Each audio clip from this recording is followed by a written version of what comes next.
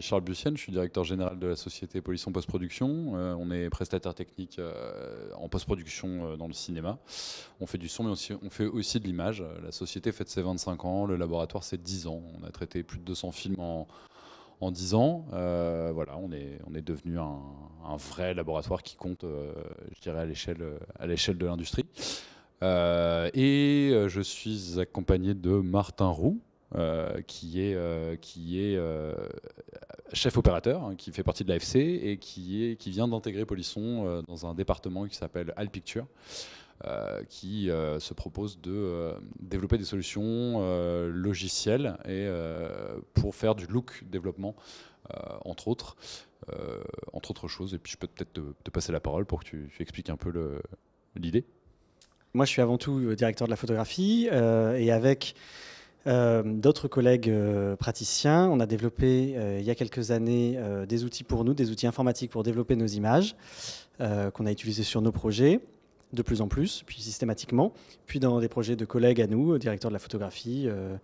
Et en fait, à un moment donné, on a ressenti le besoin de se rapprocher d'une structure industrielle comme Polisson pour non plus développer, disons, des outils, disons, un peu homemade, mais vraiment proposer une solution industrielle et bien finie. Et donc, comme il existait chez Polisson un département de recherche et développement dédié à des outils dédiés au son, on a abouti avec eux à l'idée de faire un département dédié à de la recherche et développement pour l'image, qui est composé donc de 3 personnes. Olivier Patron, qui est DIT, Paul Morin, qui est directeur de la photographie, et moi-même, qui suis directeur de la photographie et membre de l'AFC.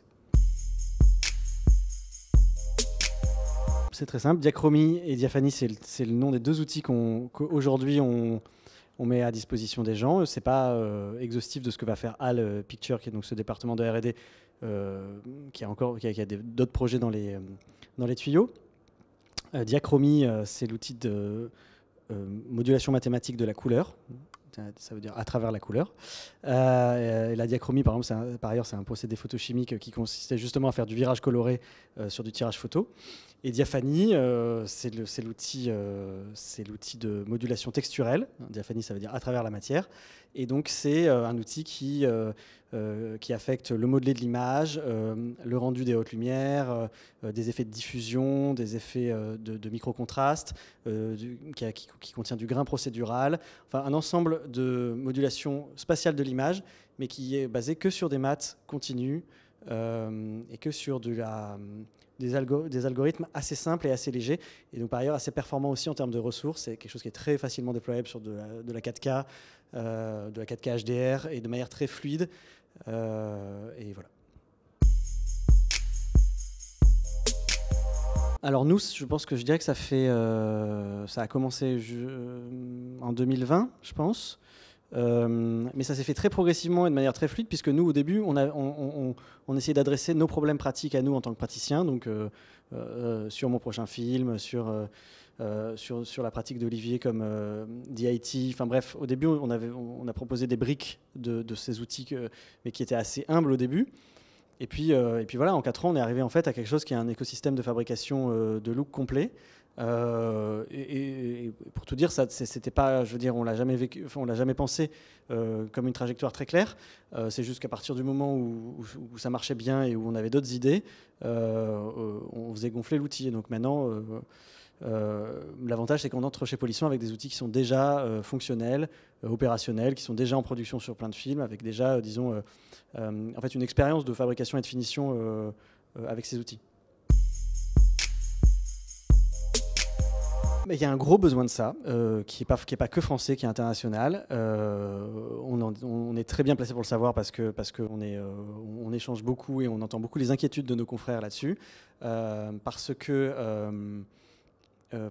entre la multiplicité des affichages SDR, HDR, entre la précarisation d'un certain nombre de projets et puis la lourdeur d'autres projets aussi, des séries très grosses, très longues, en fait le besoin de mettre en place des structures artistiques intra-workflow, c'est-à-dire des choses qui sont des assises pour la direction artistique, est très très très présent, que ce soit sur un documentaire tout petit parce qu'on a besoin finalement juste d'avoir une image robuste, fiable et belle en toutes circonstances, à une série qui rayonne sur plein de formats de sortie différents avec des plateformes très exigeantes et tout.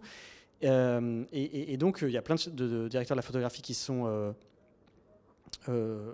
comment dire, inquiets et préoccupés à chaque nouveau projet sur quel pied danser. Et l'avantage de ces outils-là, c'est qu'ils répondent à tout ça en même temps. Ça ne veut pas dire que, je veux dire, c'est en une fraction de seconde, mais en tout cas qu'ils adressent à la fois des problématiques de précision de direction artistique et à la fois des problématiques de robustesse de workflow. Et c'est tout ce qu'on veut. Et surtout, il y a une possibilité de réemploi de projet en projet qui est très forte, puisque le temps passé à développer un look sur un projet donné, il n'est pas perdu pour le projet suivant. On peut rappeler ce look qui n'est qu'une somme de variables mathématiques. On peut le moduler, le réinterpréter, beaucoup plus qu'un catalogue de looks ou d'outils un peu brinque-ballant qu'on trimballe sur une clé USB. J'ai vraiment l'impression que ce que ça propose finalement, enfin en tout cas ça répond à quelque chose, c'est que j'ai l'impression de voir les chefs-op un peu se réapproprier quelque part leurs images. Ils pouvaient être un peu, j'ai l'impression, esselés à travers les différents laboratoires, les différents workflows, l'arrivée de l'ACES, de la HDR, etc., etc. Et j'ai l'impression que c'est une vraie réponse à cette perte de pouvoir sur leur propre image, notamment au passage de l'image au laboratoire.